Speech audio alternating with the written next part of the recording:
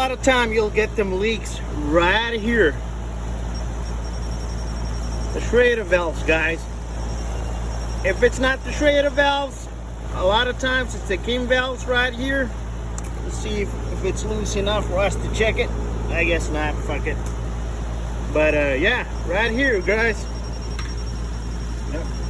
You notice how this one, I didn't get a hit on this one. On the high side is good. The suction line Schrader valve is problematic. Brothers.